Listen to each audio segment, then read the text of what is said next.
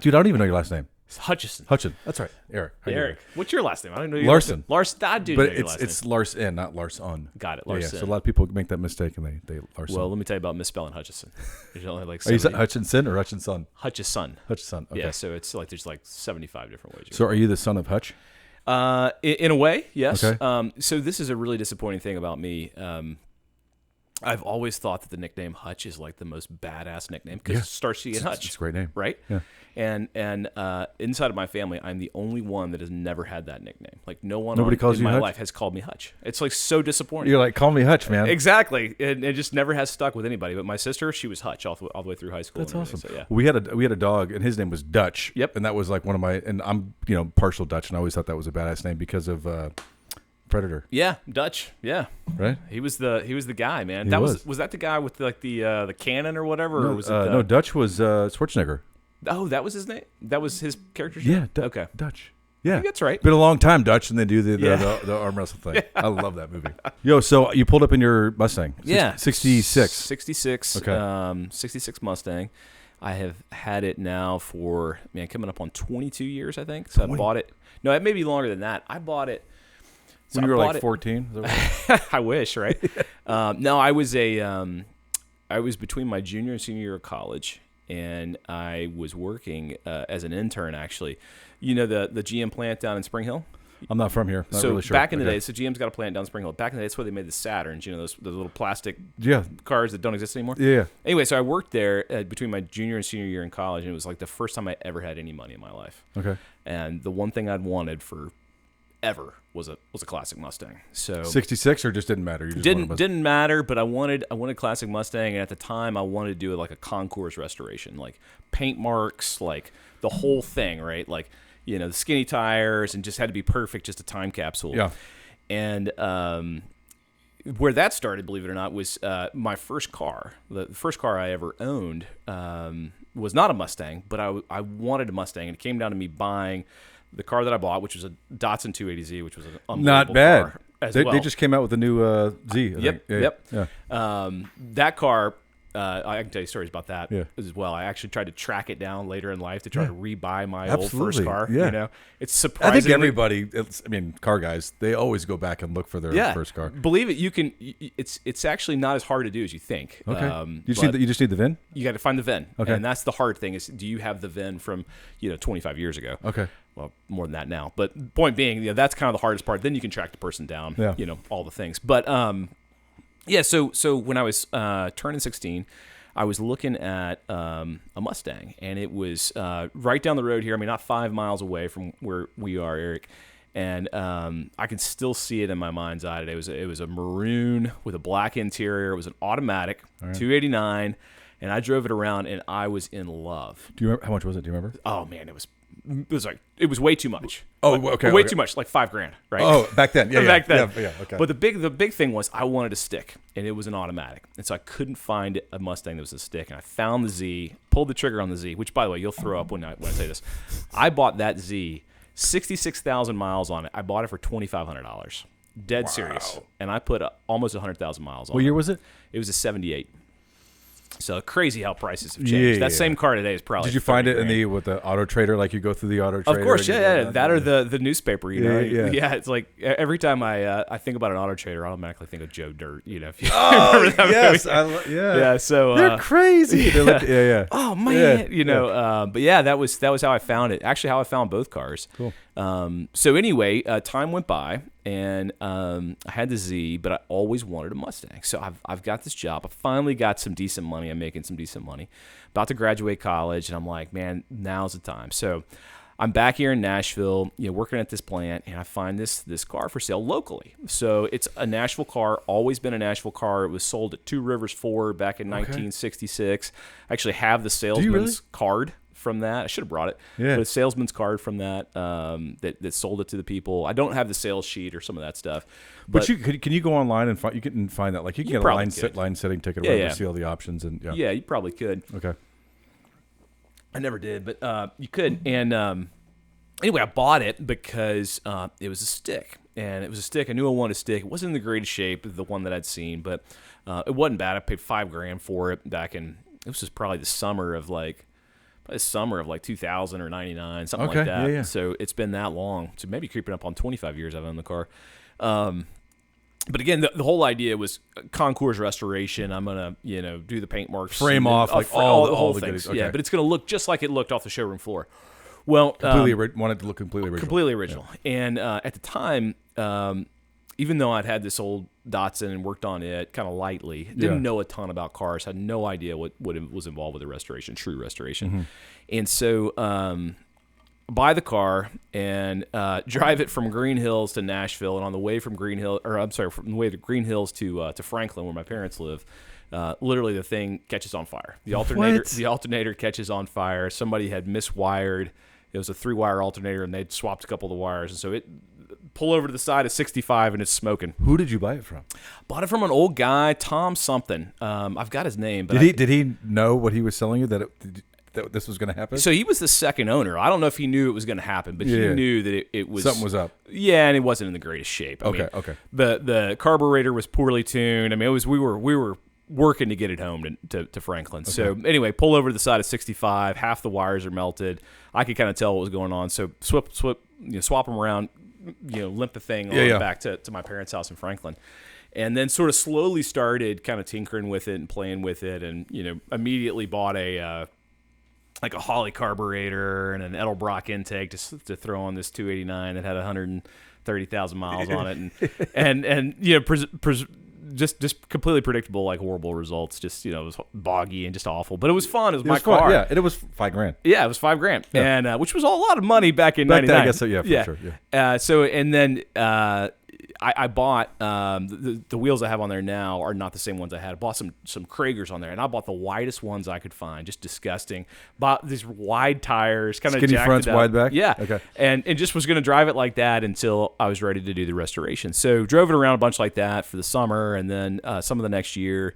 And then when I graduated college, kind of got serious about restoring it. Well, I started to seriously look at it, and I realized, oh man, like this car's got some issues I didn't know about. Like it's going to cost a lot more than I thought. And also from a concours perspective, it's worthless. So it had been hit in the back and it had been wrecked in the back. And when I bought the car, I never saw that. And then when I started to seriously kind of get in there and like pull out the fuel tank, I could see where. And you were doing all this stuff yourself? All this myself, yeah. Oh, okay, I didn't know and that. So I pulled the fuel tank out, and I could see where. There's been some welding had been done on the back, body panels, stuff like that, where it was pretty clear that, hey, this thing had been hit. And so as I started to get into it, it was like, man, okay, doing this from a concours perspective just makes absolutely zero sense. So I kind of started to take a different approach, was, all right, I want to do something different with it. I could fix up everything that's wrong with it, but then I'm still stuck with this kind of plain Jane, no option, 289, 3-speed, car. Start thinking a little bit. So so anyway, so I started getting into it, and about the same time, a buddy of mine had a 93 50 Mustang with like 95,000 miles, which this is like 2002. This thing was hot, man. It was hot. One of my friends in high school, his brother had it. It was a 93 LX, and it was teal, and I still remember that car. Dude, you're describing the car that I pulled that motor and transmission out of. Thinking about it now, I don't know how much horsepower they had, but man, I love that car. Just the way it just sounded like I love that car. They only had like 225 horsepower, so nothing in today's numbers. Yeah, but then they were lightweight, and man, they would scare you. Which was awesome. Yeah. So anyway, he's got this car, and it was some sort of shady situation around it, Eric. He bought it out of state. Something got screwed up with the title, and he couldn't title it in Alabama. And he's like, man, I got this car. It's got 93,000 miles on it. I'm going to have to junk it. And I was like, well, how about this? How about I buy, the motor, the transmission, and basically anything I want off that car, I'll buy it from you all for $2,000. And so he's like, done. So I head down to Alabama with a truck and a hoist.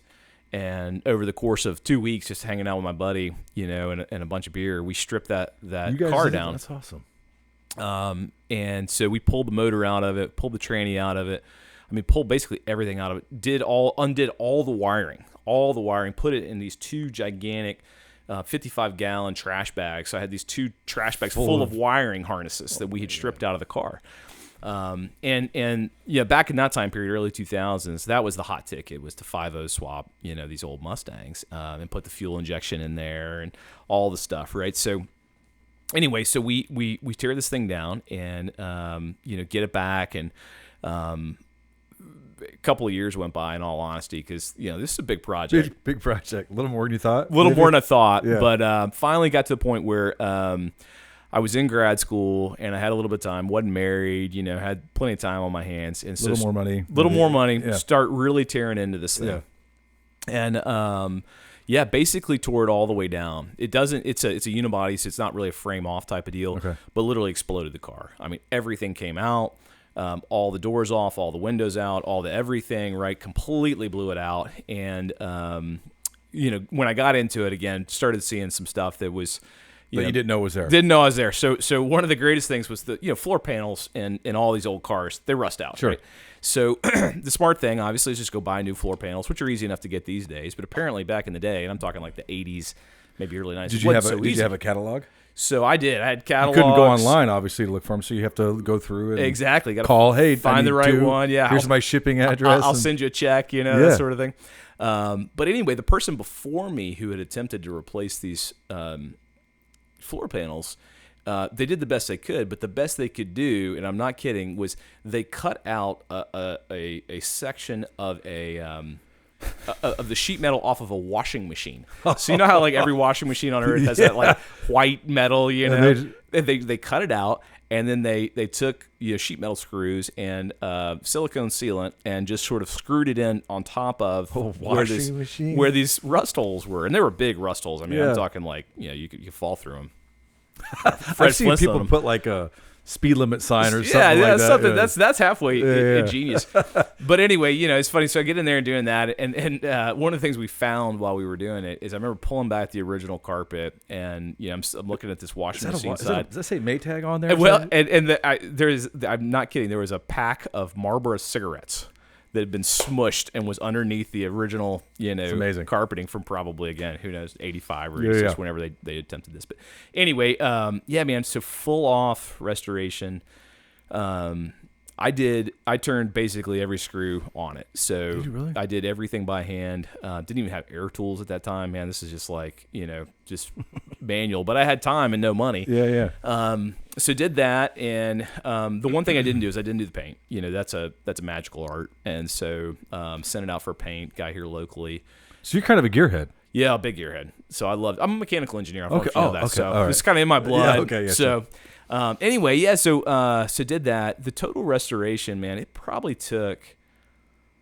The date's been so long, it's hard to remember. It probably took 5 years, would be my bet, from when I parked it to when I retitled it. So did you just do it in your garage? Just in your garage. Just have some friends over, up just on kind of jack help out. stands, and just like, I'd be laying under the car.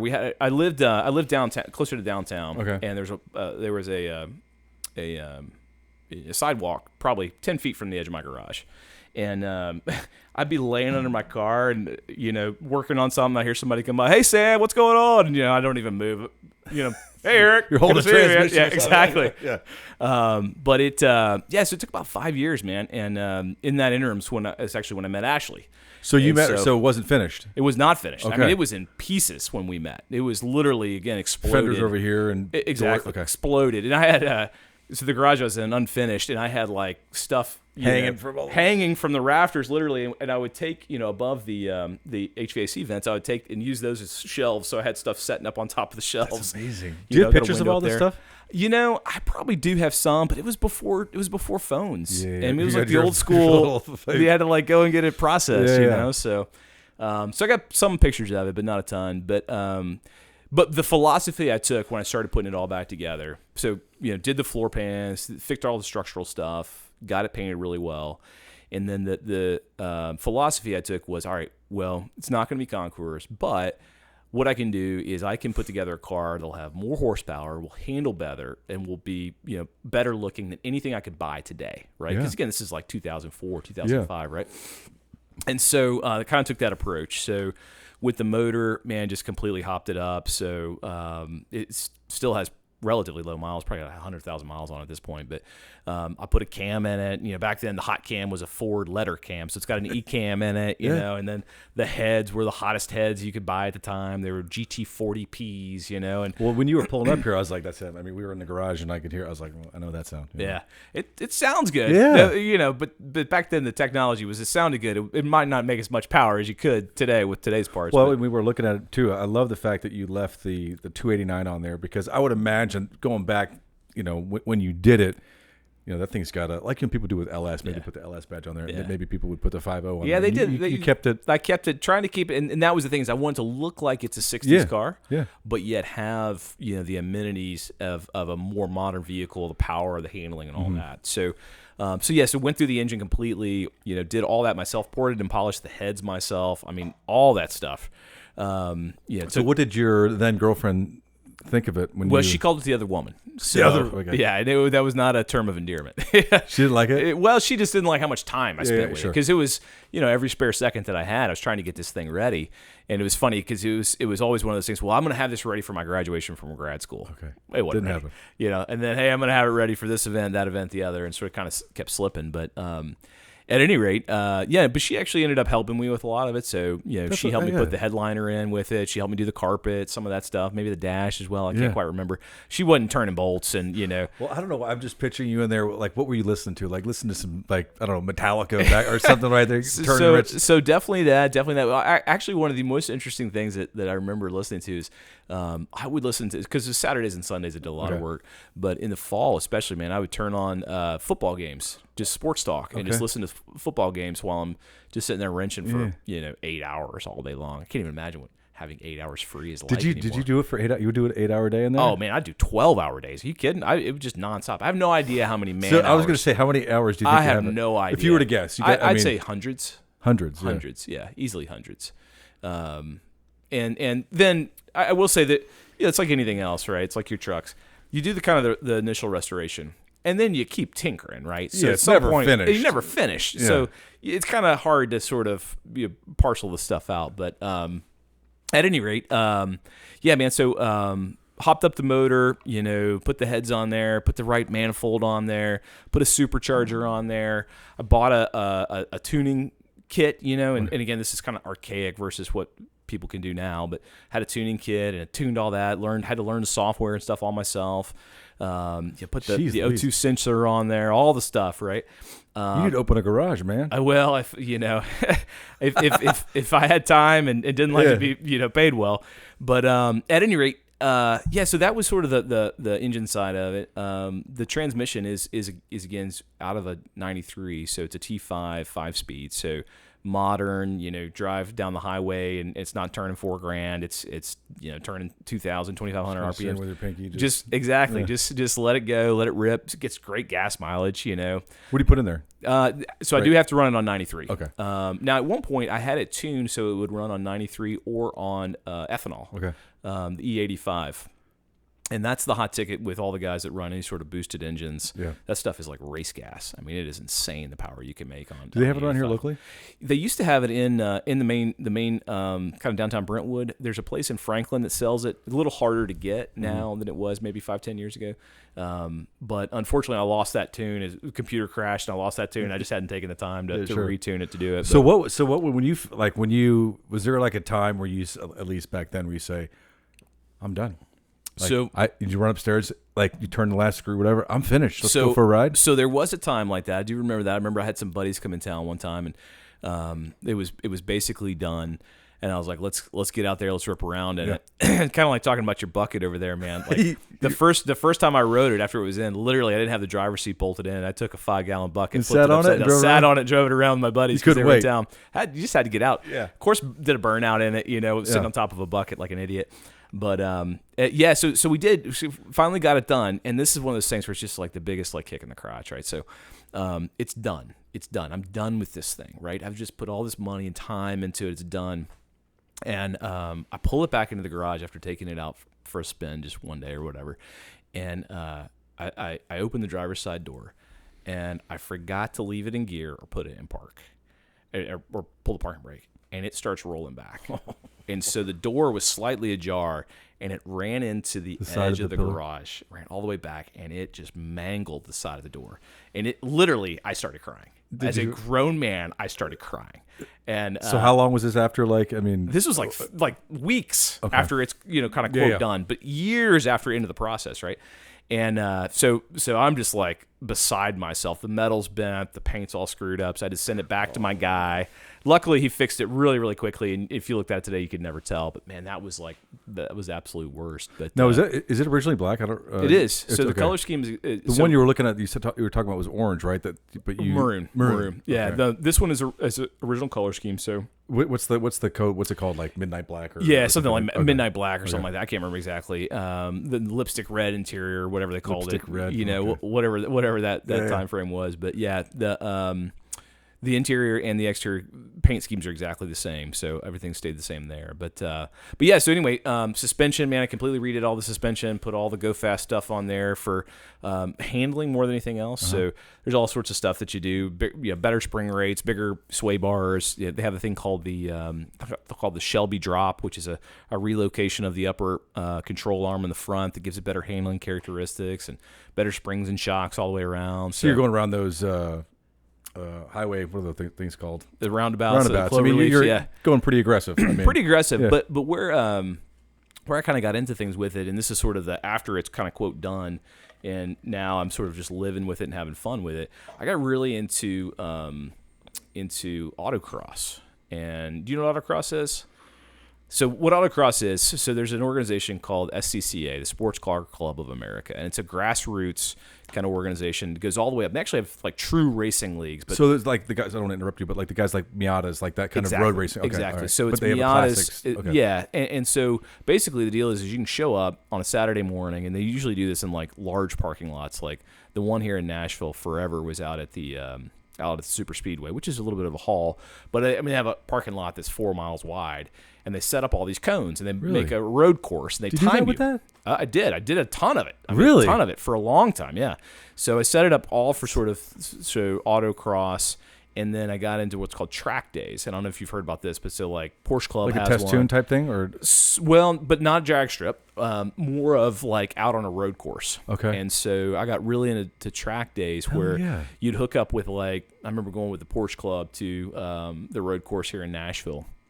And get out there and, man, you blaze away. You go 100 miles an hour if you want. And were you hanging those guys? Hanging with the Porsche guys? Not at all. Not in the least. No. But, I scare them when I hit the gas pedal, But, no, it was actually cool. And, there's actually, believe it or not, a surprising number of classic guys out there. I remember one time, and this has been 15, 20 years ago now, but one time I was out there, and there was a guy had I can't remember the exact year, but I think it's like a 64 split-window coupe Corvette. Running it. All original. He's out there flogging that thing, man. And that thing would haul balls. It was unbelievable. I mean, it just in stock form, these skinny ass tires, 6.5 inch wide tires, lap belts. Yeah. But he was. I mean, it was clearly a very well designed car. But that car's worth $100,000, And he's out there. I'm glad you thought you reminded me of that. So if you are out there and you're in that thing and you're racing it and you crash it, there's no insurance. Screwed, man. You're screwed. You're screwed. Completely, yeah. Total loss or whatever. You can buy it. You can buy it on a daily basis. So you can go and like Haggerty will insure your car for like a race day, $200 for a race day or something like that. Okay. But I mean, the thing is like you're not going all out. No, you don't want to. You don't want to screw it up. Yeah. And most times they do a pretty good job of setting it up so that even if you spun out, you'd have to really spin out. You have some room. Right. There's not like a cliff or... Exactly. You're not just going to immediately up against a concrete barrier that's going to destroy your car. So, this is one of the things why I'm glad you came, because these are the kind of stories I love. It's like, I've mentioned it before, is like, if my neighbor went out and got a Lamborghini yesterday and got a lot of money, like there's no really heart to it, right? Or there's no these are the stories that I love, and this is the stuff I look for. But so I got into that for a while, and it was a hell of a lot of fun, and that's kind of how the car still sits today. Is in theory you could kind of take it out and go. So now that you mentioned it, I did see a cat catcher on there. Did you? That's not stock. No, it is not stock at all. Did you put that on for the racing? So I did, yeah. So and there's this funny thing. I'm not joking when I say this. We lived for a long time down kind of 12 South area in Nashville, right? Cool. Back hip then, area. what was it like back then? Oh man, it was Dangerous? transitional. It wasn't dangerous, but it was definitely transitional. Okay. But at any rate, we lived down there for a long time, and one day I was going running, literally just out running. And I see this piece of plastic on the road, and I've been thinking about having a chin spoiler on that car. Is that what you call it, time. chin spoiler? Chin I spoiler, call it cat catcher. Yeah. Cat catcher, whatever you want to call it. Yeah, but it's there to improve aerodynamics. I actually like the way they look too. It looks good on there. It looks like it almost came with it. So that's the crazy thing. I literally was running down the road, and I see this piece of plastic laying there. I have no idea what it came off of, Eric. What it was from? It's clearly from a car, but it was laying on the road, and it's just 4.5 foot. 5 foot long thing. I'm looking at it, I'm like, man, this is like kind of perfect. Like this would fit perfectly on the Mustang. So I literally picked it up. How far away are you from home? I don't know, 2 or 3 miles. Did you run with it home? I walked. I didn't run. But I just have a picture of you running down the road with trash, right? But so anyway, I get back with it and I start holding it up. I'm like, holy shit, this looks perfect. And so kind of held it up with some duct tape and kind of looking at it. And I was like, man, this will work perfectly on this car. And the way those cars are, there's on the bottom sort of fascia there on the front. There's areas where you can bolt holes and stuff. And so I had to make just very few kind of modifications. Trimmings, and most of that was just to kind of curve it because it kind of curves around the side, but kind of trim that up with like an X-Acto knife. And it was free. And it was free, and like I said, God knows what it came off of. Yeah. I mean, it could have come off Would you like to know? An old Scout, for all I know. But yeah, so that was something that was kind of fun to put on there, but that's kind of the whole idea, is sort of that more kind of road race style of thing, and that's where the car sits today. But yeah, man, it's been a great car. It's always kind of been our Saturday night car. Like if Ashley and I are going to go out on a date. So that's my next question was going to be like, do you actually how often? I know you don't have AC in there, but if you're going fast enough, it's fine. But how you drive it like once a week or? So I kind of call it a 2-season car, right? So it's great in the spring and it's great in the fall, right? Summer it can be rough. Winter's just How does it run in the winter? Fine. It runs great in the winter. That's not the problem. To me, it's just more of I'm more concerned about, hey, if it's raining or God forbid snow or sleet, I'm not getting it out. And honestly, it's not the rain more than anything else. It's just because I'm lazy and I don't want to wash it. If we're honest, it's just it looks nice, and if it's black, so if it gets the least bit of water on it, it looks horrible. So I'm just lazy. I could drive it in the winter if I want. It's got a great heater, but I typically don't unless it's a brilliantly sunny day, and I know it's going to be sunny. I would imagine that every single solitary thing on there works too. It is one of those things where it's back to, there's always kind of something you have in your mind of, hey, what will I do next? There's a few things where I'm like, this little thing is annoying me. It works, but it's going to take me an hour, and I don't really have the hour. Exactly. So it's funny how, life works when you got 3 kids. But one of those things recently was, I had an electrical bug in it where I would drive it to work. I would run fine to work, no problem. Get to work, and then I'm coming home, and I would go to turn the car on. No power anywhere. Nothing. No, you open the door, no lights, can't turn it over, nothing. And then 30 minutes later, you get back in the car, try to start it again. You got plenty of power, starts right up. And so it's just this gremlin that I couldn't figure out, and don't have time to figure anything out. And, no more 12-hour days in the garage, right? Change these diapers. Exactly. So anyway, I pieced that together and kind of had enough time over probably 6 months to kind of figure out what was going on with it. What was it? It was the ignition cylinder for the key.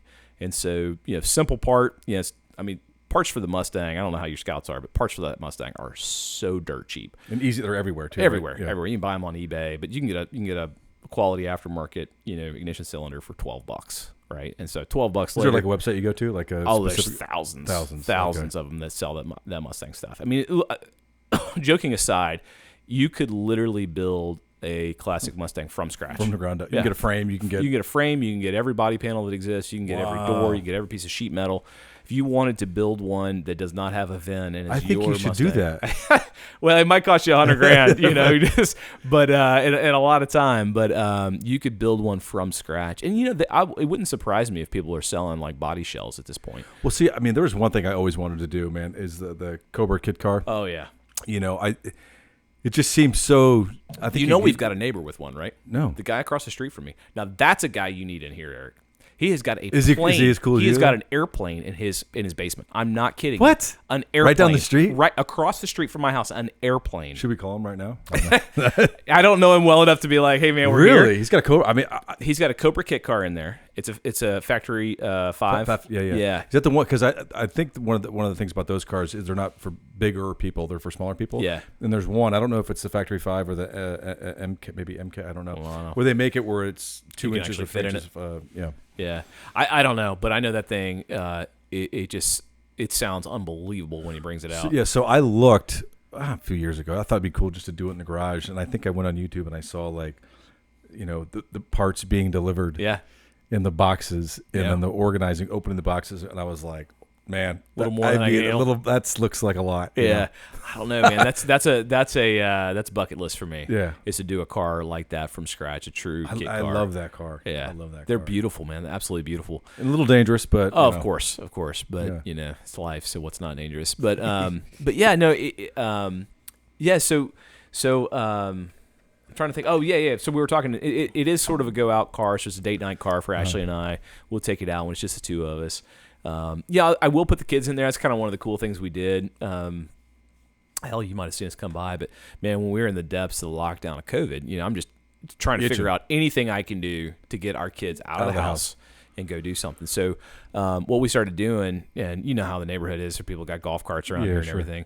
So I kind of treated it as our golf cart. So I would put the kids in the back of it, and hell, if we're honest, back in the 60s and 70s when I grew up, it was safe to just have a lap belt. You didn't need that. You had that. Or instead of sitting backwards in a station wagon looking at the guy coming around. Or laying in the package board, sleeping up there when you were a kid at 70 miles an hour on the interstate. But so anyway, I wouldn't make them put their car seats in there, but I just let them sit in there buckled up. Just go for a cruise. And we just cruise around the neighborhood and roll the windows down, honk at people, wave at people while we were socially distant, or whatever.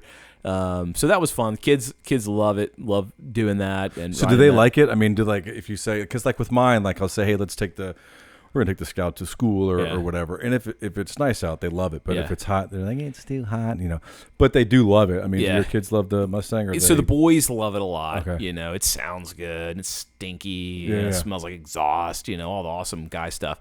My daughter's a little bit, a little less so. And you know how kids are today, man. They don't like riding with the windows down. I'm sure the top off is better, but it helps. But unless you're sitting at a stoplight baking, and it's 90 degrees. The other day I was driving at home from a lunch, and I was like, it looks like some rain. Yeah. So it was drizzling, and of course I get off and it dumps, and I'm sitting at a stoplight like this, sitting, literally getting.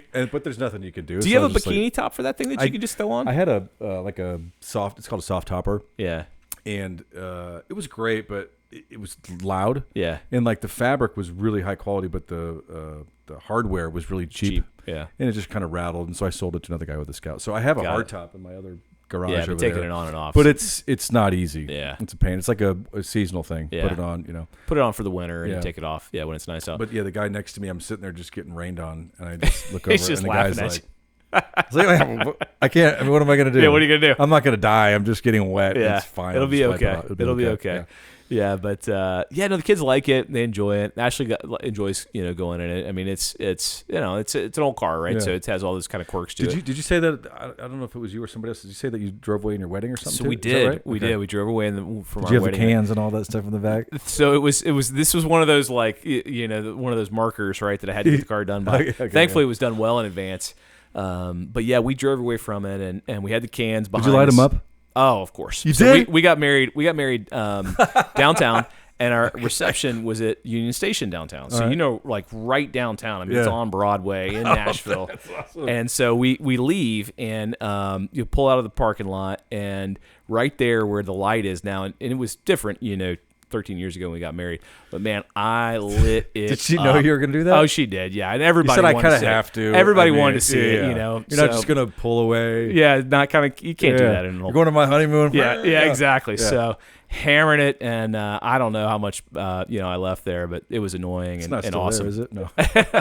I wish if I did it right, awesome. it would be. That's awesome. Awesome. But yeah, no, man, we did that, and actually had a couple people that used it for that. So kind of as their getaway car from their wedding. So one of Ashley's bridesmaids got married probably, I don't know, maybe 6 months after we got married. And her husband was like, hey, man, is there any chance I can borrow the Mustang? I was like, hell yeah. I was like, I told him, I was like, listen, I want to make sure that you do this right. You need to clutch drop this thing. Like, just hang it up at about $5,000 and then just drop the clutch, and I want to see it smoke. And he pussed out. Yeah, he didn't really? Yeah, it's disappointing. Very disappointing. Was it weird? 'Cause I was telling this to somebody else. Like, I always found it so weird seeing somebody else drive my car. Like, even if it's just like my daily, and not that it doesn't mean anything to me, but you see somebody else, like, so no one's ever driven mine. Really? No. So I don't even think so when I had it before, I think Layla, she drove it a little bit, but no one drives So here's the deal for me. It's oddly gratifying. Really? Yeah, because I'm like, God damn, that car looks good. That's a good looking car. That car sounds good, mine. Yeah. Like, it's oddly gratifying. And I actually enjoy, especially people who like never driven a car with a stick before. Yeah. I'm like, man. Anti-theft, right? Well, it's anti-theft, but also I'm like, man, come if you want to learn, I'll teach you in this. Because there is zero you can do to break this. Like, I got all the hard, the heavy duty, goodies in here. Heavy duty clutch, heavy duty transmission. It's got the positive traction rear end. You can do nothing to screw this up. So this seems like this would be a good car to teach your kids how to drive. Oh, of course. Because I'm assuming you're going to have this forever. I will say, man, I struggle with that sometimes. Really? Yeah, and I'll tell you more about that in a minute. But well, hell, I'll tell you about it now. It's one of those things where like I have this like really kind of karma thought about it sometimes, where I'm like, am I doing this car justice, right? Like, do I drive it enough? Do I put the miles on it that I should? I don't know. Do you ever feel that way, like guilty? Like, yeah, I mean, yeah, I think so. I mean, so like if it's with this one without the top, I mean, because I don't have it on there, but like in the wintertime it kind of sits, but I crank it up and I'll drive around the stop sign and back just to kind of I like to call. I tell Layla, I say I'm gonna go stretch its legs, just a little bit, but. Yeah, I mean, I always kind of think too, like, does it get mad at me type thing? I don't know. So I used to have a boat, and it was a boat I had for a long time. It was a sailboat. I had it for a long time, and I had another day and another beer and a coffee for you or whatever. I swear, I'll tell you more about that. But I went on a long sailing trip with it, like months. And you're like the coolest guy I know, man. I had no idea. But I've got a few stories. Okay. And everybody does. But at any rate, I after I got done with that was before grad school. And went to grad school, and then meet Ashley, settle down, get married, have the kids, all stuff. Like, I got to the point where I was like, man, this boat's just sitting there, there. Like, I should not be the owner for this boat. Someone else should that can get it. And so that I do have that sort of like guilty feeling about the car sometimes. That being said, at the same time, as soon as I have that feeling, I drive it one time and I'm like, man, that's fucking awesome. Like, so I should drive this every single day. So if you sold it, how would you feel about seeing like I don't know if you sold it to somebody else and you just saw it one day? Well, how would that make you feel? This goes back to the 280Z that I sold and then I had to try to buy back because I realized what a horrible mistake I had made. Yeah. So the chances of it actually being sold are very, very slim. This is just my internal zeitgeist, right? Just like trying to work through it. But it's currently there are no plans to sell it, and I don't think there would be absent some tragedy or something there. But there's always kind of that, hey, what do I want to do to it? Yeah. What's next? It sounds like I hate saying it because it makes me sound like such a distant person than I used to be. But one of the things I've been like, man, I got to get air conditioning on this thing because then I can drive it more often. I can drive in the summer, that sort of stuff. And I drive in the summer pretty frequently, but it's like I got to like really strategically park it. And I'm sure you do the same thing with your Scout. Oh yeah, it's like you got to find that shade tree in the parking lot. I don't care how far I have to walk, but like park under the tree so it's nice and shady. It's not so hot when you get in, and then you can manage the temperature because you're driving. Yeah. But so do you like after you park it? Do you do the look around? No, not look at it again. Like you park, of course, and then you kind of course. Maybe take a picture. Yeah, who knows? Looks pretty good. I don't know what I'm gonna do with this picture, but it looks pretty good. Yeah, I don't know if you like look at how magazines always take pictures of cars or trucks or anything, but the steering wheel is always sort of slightly turned, so it shows the front wheels a little bit. Yeah. So I always do that when I park it, right? You got to, it's got to look good. Has anybody ever left you like a note for it? Like, so I mean, I can't drive it and stop to get gas without somebody asking me to buy it. I mean, it's all the time. People just like straight up said, "I'll give you X amount for it." That's happened before, but also everybody always wants to talk about, hey, what year is it? If I drive it down the road, somebody's going to honk at me and wave or something like that. So it's always Always very friendly, obviously. So do you? Because I know I think there's a ton of classic cars here, and you see them usually on the weekends. But like, do you ever bump into other Mustang guys? I mean, you have friends like Mustang dudes. So I used to be more kind of into that scene, but just with wife and 3 kids, man, it's just like there's something's got to go, right? Yeah. So I haven't really been into that. I was into the cars and coffee thing for a long time. Yeah, I haven't been since they moved it to the racetrack or whatever. Is it at the racetrack? Yeah. So, yeah. Who knew? Right. Yeah, I did. I didn't. That tells you how long I've been out of the scene, But yeah, no, I mean, really more like, truthfully, I've gotten more into just sort of like actually kind of off-roading type stuff. Yeah.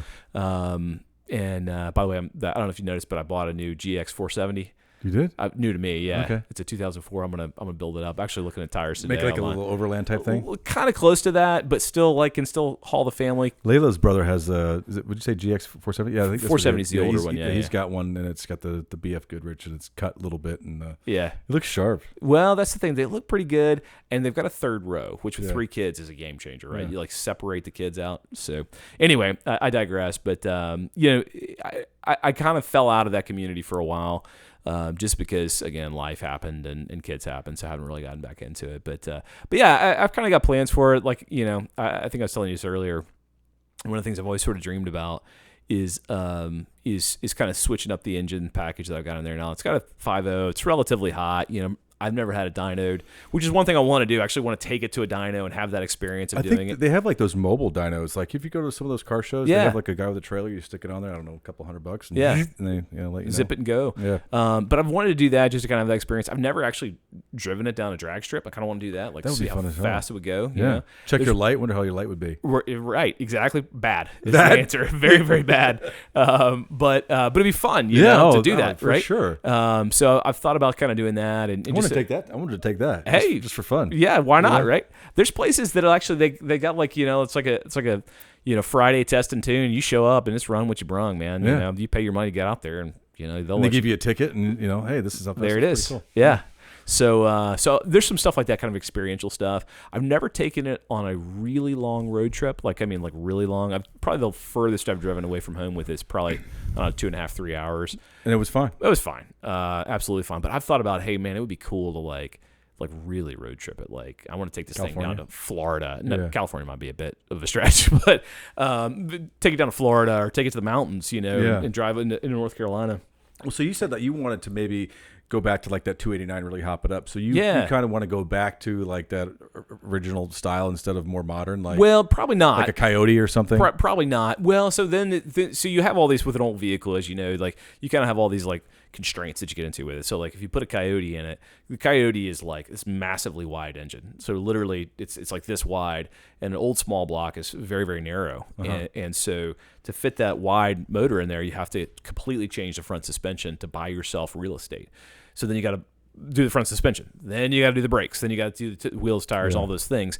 But no, I've thought about building sort of more of a old school platform with the 289, but a modern build on it, fully blueprinted. You just make a screamer. Something will turn 7,000 or 8,000 RPMs, and just one of those ones where you're sitting there and just go, and just sounds like you're ripping. Yeah, exactly. Yeah. Just I love the burnout after I'm still thinking about that after the wedding. Yeah, it was fun, man. It was fun.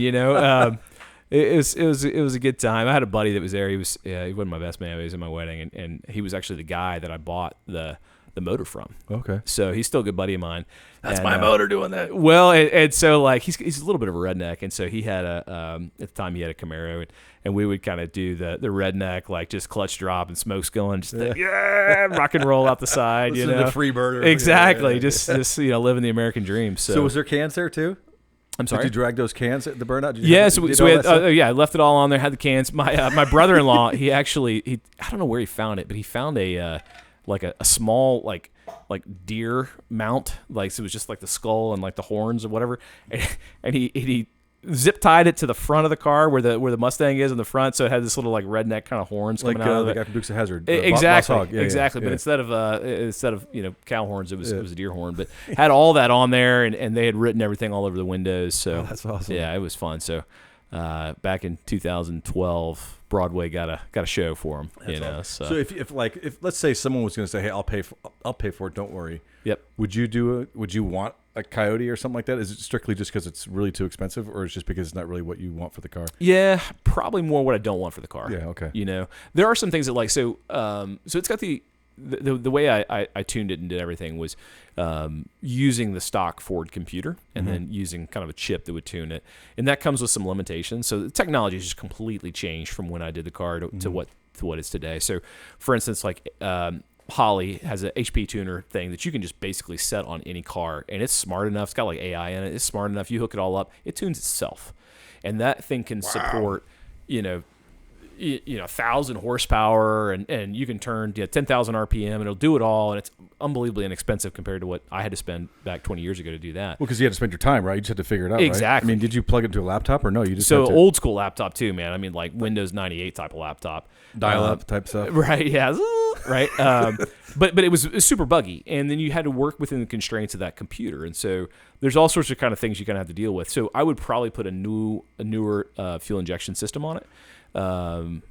It has a supercharger on there, so might or might not keep the supercharger, but kind of upgrade some of that stuff so it's more modern, where you can make a lot more power with even older technology, which I think would be really cool. But yet still kind of live within the constraints of the car, so not having to rip out all the suspension components and things like that. Because at some point then you're just like, well, if I'm doing all this, why don't I just go build the factory 5 car, right? Because what am I trying to accomplish? Maybe right? we should build one of those together. Hey, at your house. It's not a bad.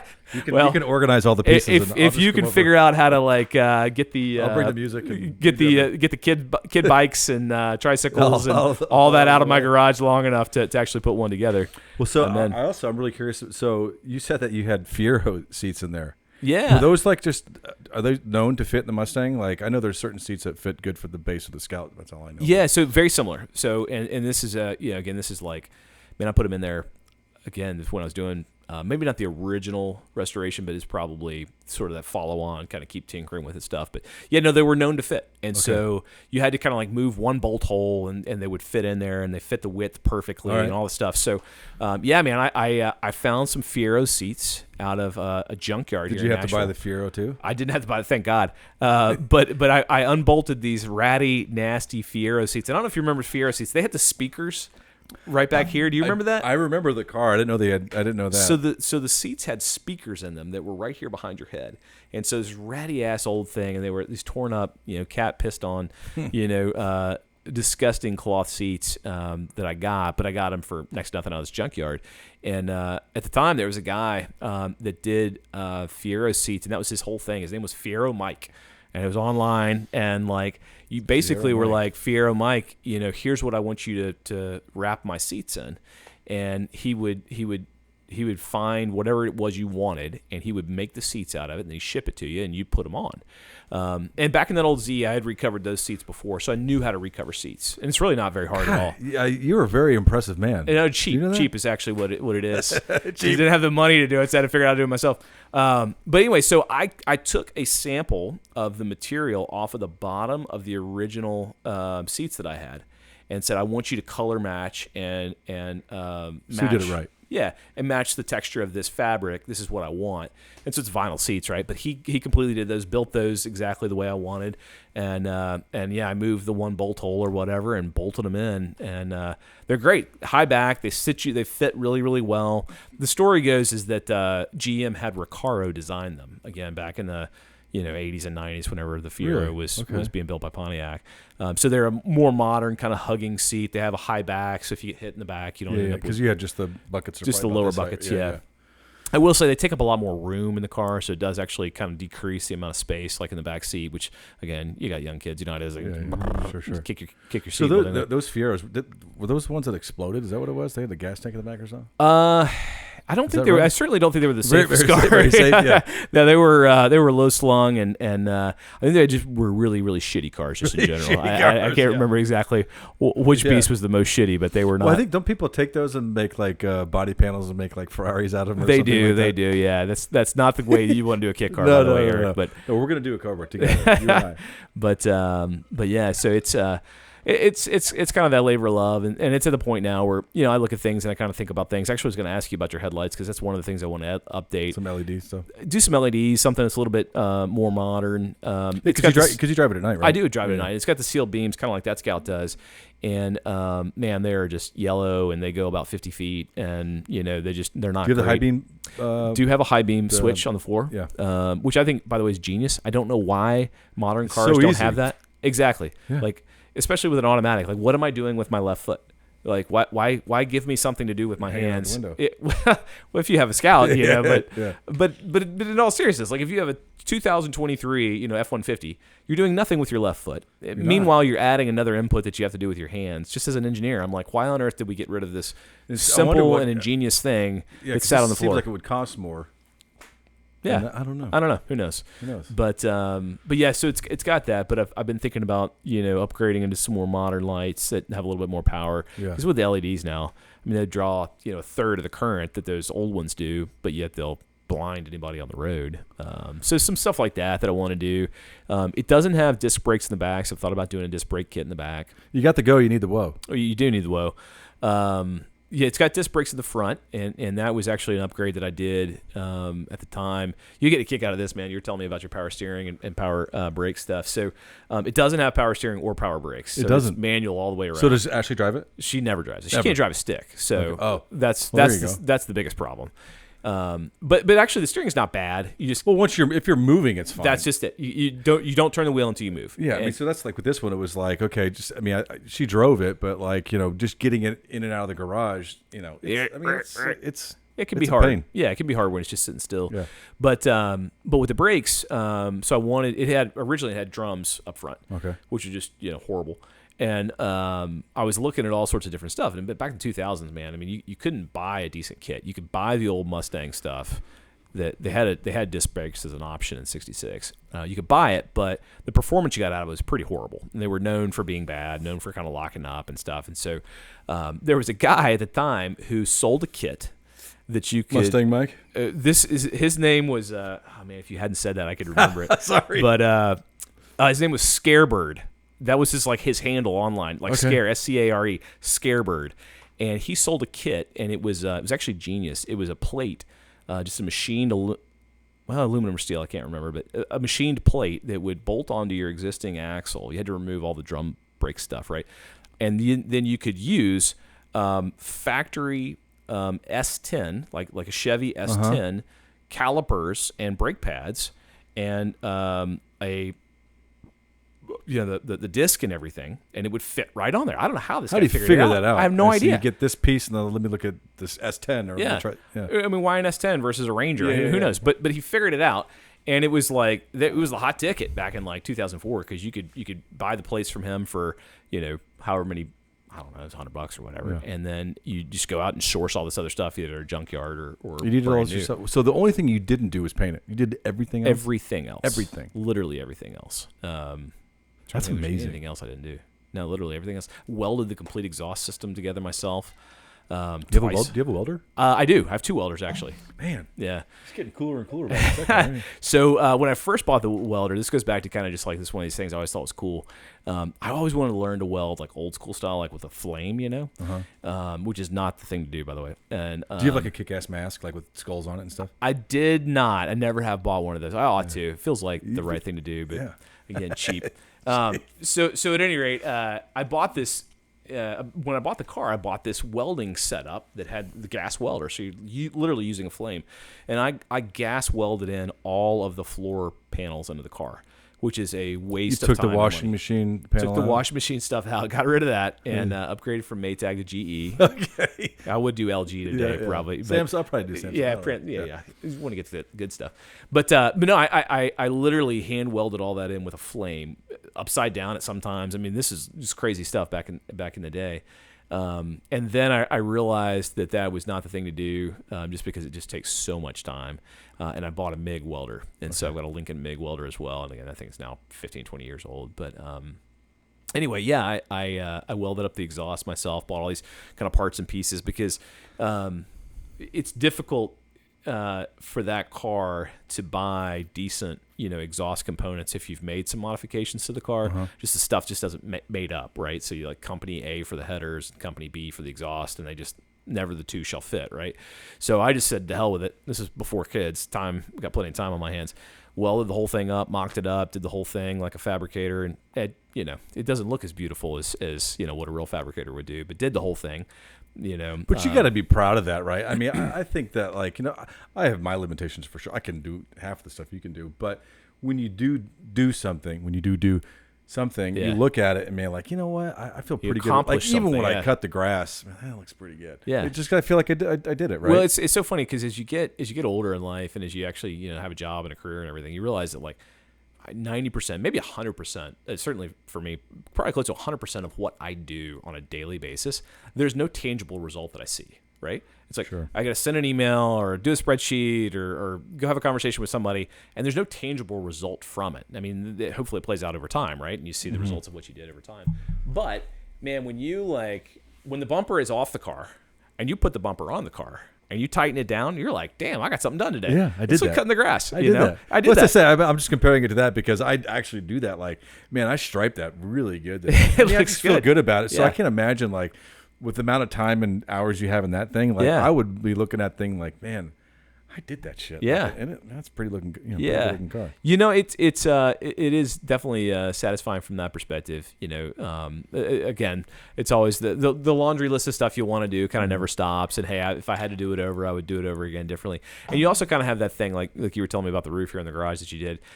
You are noticing things about this roof that you dislike that I'll never see. Oh, right? 100%. Because you're like, a gap there. Exactly. And it's the same way out there. I'm like, man, that damn little thing right there in the engine bay, And nobody notices. Nobody notices it all. So I'll tell you what that is for me on that car. So that car, it's got a supercharger on there. On any sort of pressurized system that you have, like a turbo or a supercharger, you have what's called a blow-off valve. The idea is that like, there's going to be excess pressure. So if like you jam the gas pedal right, immediately pressure is going to go into the engine. And as soon as you let off the gas pedal quickly, there's a backlog of pressure. And so you have to have what's called a blow-off valve. And that blow-off valve blows off the pressure into either the atmosphere or sort of a recirculating system. It can be. So the way mine works is it's recirculating. So basically it takes the pressure and it sort of takes it from one part of the intake system and pushes it to the other. And it just equalizes the pressure out. And you'd never see it if I opened the engine bay for you. You'd never see it. But there's this one little hose on there that I couldn't find like a good, solid, standard black-looking hose. The only hose I could find that would fit the two pieces that I had on there was a clear hose. And it annoys the shit out of me. It annoys the shit out of me. Like, why don't you paint it? I could maybe. That's a good idea. That's not bad, right? Yeah, but I can contribute exactly. But it's things like that, we're kind of laundry list of stuff that sounds like a weekend project to me. Take the hose off, spray paint it, and put it back on. There you go. Yeah, with kids that only take 3 weekends. Yeah, right. Halfway through taking it off, one of them would fall. We go to the ER. So. So the boy, your son. Yep.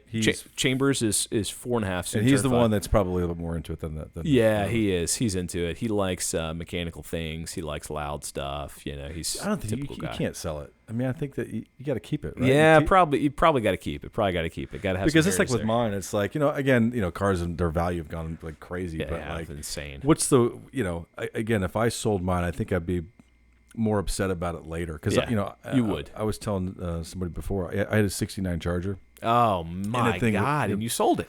Yeah, it was B5 blue. And speaking of the VIN number, I traced it. He lives in New York City. Yeah, he's a doctor, and it's like in the city somewhere. But that's one of those ones where it's like at the time, like it made a lot of sense. Yeah. But I wish I still had it. So the funny thing is when I sold that Z, I sold it because the Z, yeah, the Z. It got to this place, and today I know exactly what was wrong, right? But it got to this place where every time I would drive it at night, I'd have the head, and this is my daily driver. Like I drove it all the time. By the way, no AC, all black vinyl interior, and like I made it work for years professionally. I have no idea how I did that. I think I probably walk out with a sweaty back. Exactly, just walk in. I don't care. It's 23. Screw you, right? But at any rate, I drive it at night, and if you hit a pothole, the lights would go out. And like, I mean, the headlights. And I was like, oh, this is dangerous. Did you have to hit another pothole for the turn on? Well, just randomly they turned back on. So clearly, knowing what I know now, I'm like, okay, well, it was a faulty ground wire somewhere. Somewhere there was literally just a nut that needed to be turned to tighten up a ground wire. You just got to find it. I just got to find it. And I didn't know enough back then to kind of know that, and so stupidly I sold it. And shouldn't have never done that. Do you know where it is? Did you tell me? I don't remember. So sold to the guy here in town. I've seen it a couple times. It's been years since I've seen randomly? it. Randomly. Now the guy was he completely did it wrong. It was this beautiful oh shoot, what's the name of the color? Brown. Like an auburny sort of brown, actually, but it had like a sparkle to it, a beautiful color, and black interior, and he painted it all gray on the outside with 2 black racing stripes. I was like, oh man, what are you doing? Like, that just looks horrible. Absolutely looks horrible to it, you know. But no, I've seen it. It's been a while. I traced the VIN on it. I was probably I don't know, 5-6 years ago when I traced it. He still has it, right? It's somewhere here in town, as I recall. But I didn't go far enough to track it down and like try to make the guy an offer. But so if you found him, would you say, hey, can I? I certainly would. I certainly would be like, man, I'm gonna give this a go. You do wonder, like, all right, now if he's done nothing other than just the paint, well, I can have somebody repaint it. No big deal, right? But how far else is everything else going on? Yeah. You know, how much you got to put in there? Those old Japanese cars too, man. Like, you hit a puddle and they rust to death. You know, that's. I don't know much about those things. I just know that they're cool as hell. They look awesome and they're fun to drive. But man, they have serious rust problems, and I mean serious rust problems living in like California, right? Really? Oh yeah, they're bad. Well, you know the rumor about the Scouts too. They have terrible rust problems because I mean I don't even know if this is true. Maybe somebody will fact check me, but apparently if there's some metal that was better in certain years than others, but they left they stored the metal that they were going to build them with outside. Of course, why wouldn't you? Right. So like they were already rusting new when you bought them. Yeah, you know it's I think with the Japanese ones they didn't have any sort of rust proofing put on them whatsoever, and I think even like by modern standards today, even just raw steel, they're going to somehow coat it with something, right, to give it some protection. But I think that Z was like the first kind of real Japanese sports car. It right? was, there it was. It was. I mean, it was a game changer when it came out. They came out in like '74, I think, and so the mirror was on the probably the first ones. Yeah, it was way up on the hood, awesome. Which it's a unique look. I don't know if I like it. I like it further back, but because it's kind of hard to see. It is kind of hard to see, like especially these days, man. Yeah. But no, it was kind of a game changer because it was '74, right? So you're talking, that Mustang at the time was. 8 years old? So it's 289s, it's rumbly, it's all this stuff. It's Corvettes, it's Camaros, it's Chargers, and then you've got this straight six. Like, what the hell is this, right? Straight six, 2-seater sports car that is a third the size of any of those things. I wonder how was price compared. Was it cheaper? It's a good question. I don't know, truthfully. And the thing, it wasn't very fast, like off the line.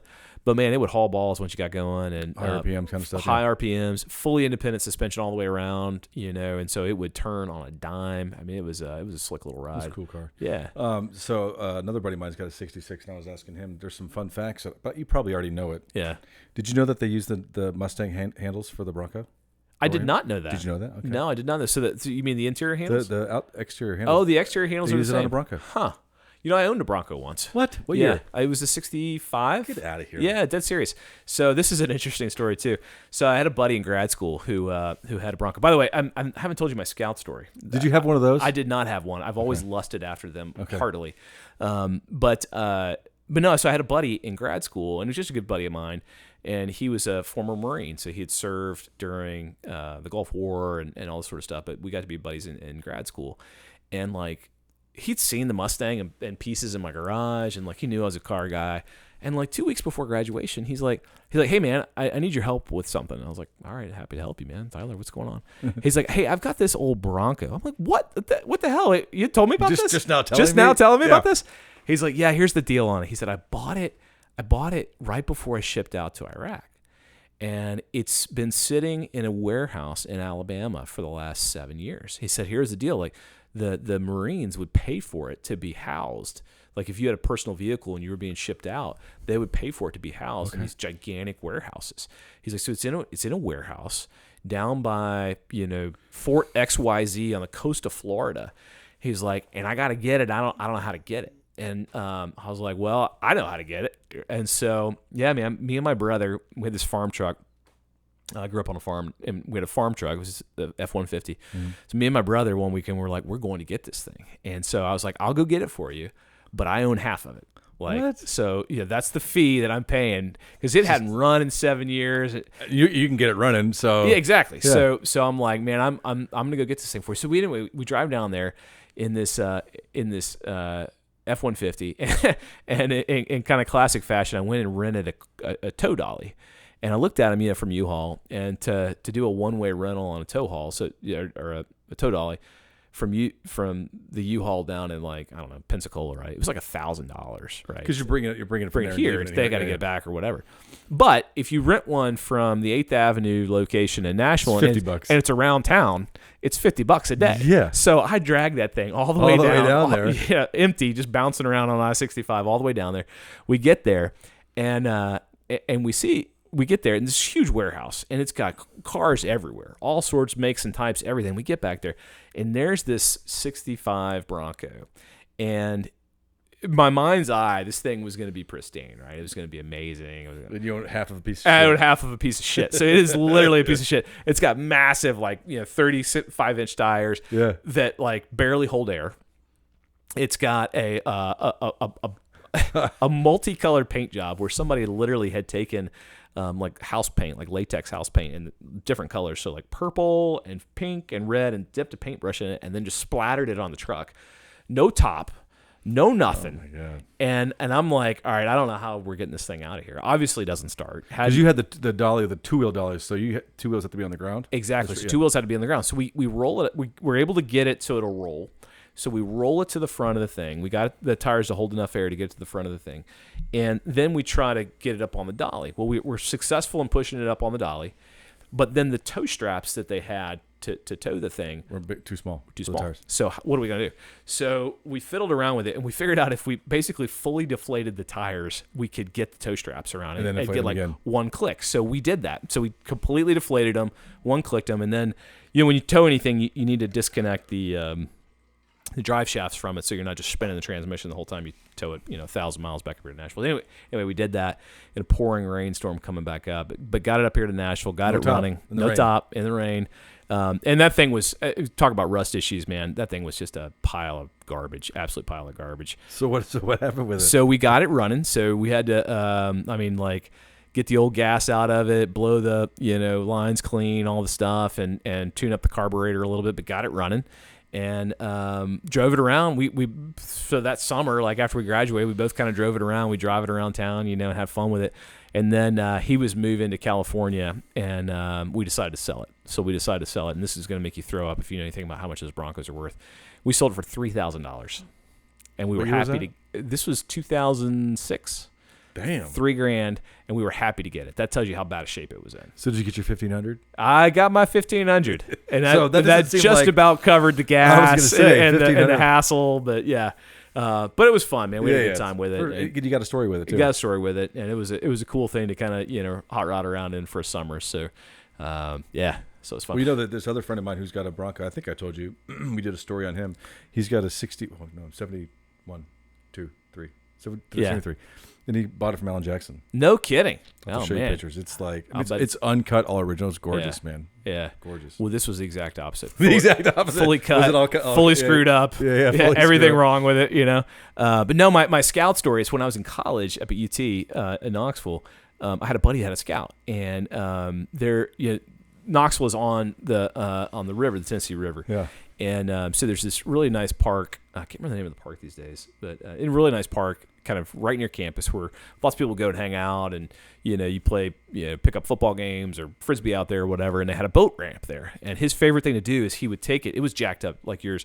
He would take it and he put, a couple of guys in the front and girls in the back of bikinis, and he could back it far enough into the water. So he would back it into the water so that the water was coming up into the body of the It was vehicle. like a pool, almost like a pool. And he'd let everybody sit there, kind of laugh and splash or drinking, right? And it's bubbling out of the back, and then he'd hammer it and bring it back up out of the water, spinning the tires. Yeah, so probably rusted to hell right now. now. I'm sure it's horrible at this point, but he doesn't still have it, does he? I have no idea. I don't know. It was not a close friend, okay, yeah. but a guy I knew. So that's my Scout story. Why I've always lusted after him. I was like, it's a sweet car to have. I think you should get one. I wouldn't. Do you have room in your garage? So I'm sorry. Do you have room in your garage? Because the Mustang's in there, right? Yeah, it is. No, I don't have. That is it. So besides the daily drivers and kid stuff. Okay. Yeah, no. You see, so our dailies are outside. Got to park outside. Yeah. No, the one that this would probably be somewhat blasphemous to say. The one that I've always sort of been interested in is I know they had one that had a. Was it a Nissan diesel? Yeah. Yeah. I saw one of those come up for sale. SD33, I think it's called. Yeah, I don't know that they would. There's one right now that's actually. We're done with this. I'll show it to you. It's not a bad deal. Yeah. At the time, I remember this is probably 10, 15 years ago. I saw one for sale that was like, I don't know, maybe $10,000, and it had that diesel in it. 10 years ago? Yeah. I was like, man, that seems like a pretty decent, kind of cool. You know what you paid truck. for that one? Oh man, you probably paid like $1,000. $2,500. Yeah. A long time ago. There's probably multiples of that now put into it. Oh yeah, of course. Don't tell the lady upstairs. Yeah. So that's another question. So I have all the receipts. Oh, so I was saying, do you have like free reign? Like, I mean, I don't know how it is with your relationship, but like, hey, I'm gonna buy a, I don't know. Relatively free reign. Okay. If it's over a certain amount, I will at least clear it. And she's not going to say no. But no, I have all the receipts in a shoebox, and never once have I counted them. Never once have I put it all together. You don't want to? I don't want to. I don't want to know because I think it would make me throw up in my mouth a little. But it's all there. So if I ever had to, I could figure it out. That's awesome. So, yeah. Because I mean, if you were ever going to sell it, what a treat for someone that was buying it. Oh to have all that stuff. Here it is. Here it is. Here's all these parts and vendors that are now long gone out of business, like Scarebird. You have like a yellow page number with the guy's number circled on there. Called this guy. Oh yeah, exactly. So no, one of the big suppliers I used to buy everything from was called Mustangs Plus. And they went out of business actually during COVID, believe it or not. And you would see. I think that during COVID, a lot of people spent more because they didn't have anything to do. So I think they were right there, probably teetering on the edge. It was right when the shutdown happened, and I remember I needed something, and they were one of the ones I used a lot. But then there's so many other people filled in the voids, that you can buy kind of whatever. CJ Pony Parts, right? CJ Pony Parts is huge. Scott Drake is huge. I mean, hell, you can get on Amazon and buy most of what you need. All sorts of stuff, and it's comes to your door in 24 hours, and just no questions asked delivery and returns. So yeah, it's pretty easy these days. Well, thanks for coming, man. This is fun. I think you were one of the most interesting people I've ever met. I was not to say I was surprised, but you got a lot of cool stories, man. Well, it's I've done some fun stuff and fiddled with some fun toys. So. I had no idea that you did all that yourself. Yeah, that's very impressive. Yeah. Well, again, it's like anything else. I tell people every day. It's like, I started with like almost no knowledge of what to do, even though I had an engineering background. Yeah, that's all like equations and stuff, right? That's not like how to actually do anything. And I literally had a box of tools that was like this and about that deep. Well, that's the thing too. Is like I'm gonna try. Let me see if I can figure it out. Maybe you can, and if you can't, well, maybe you find a professional. But and what I always say is it can't get more broke, right? Like if this thing is not working, it is literally impossible for me to break it further, right? Yeah. So I'll give it my damnedest, and if it doesn't work, I can always have a professional do it. Yeah. But now these days, man, especially it's like literally everything on YouTube you can find. That's true. So like it had been a long time since I'd replaced that ignition switch in the Mustang. Couldn't quite remember how to do it. Man, you pull up YouTube and there's 17 videos, and you can watch all of them and see literally every camera angle possible of what you're trying to do and to accomplish. It just makes it so much easier these days. It's incredible. It really is. And then my theory on tools has always been, you don't have a tool, right? You have to buy some specific tool. But I figure tools are kind of like everything. It's like an investment, right? Oh, like even if I don't get all my money out of it, if you use something once and maybe instead of paying someone to do it that had that tool, you got it done. And you have the tool. And if you wanted to get your money out, in theory, you could sell it. Maybe you only get $1 back on your, $5 you spent or whatever. But so I bought that Brad nailer for this, and I use it all the time now. Because makes life a lot easier. Impossible. Absolutely impossible doing that. So well, very cool. Well, thank you for having me. No, thank you for coming, man. That was awesome. Awesome. Thanks, Erik. Thanks, man.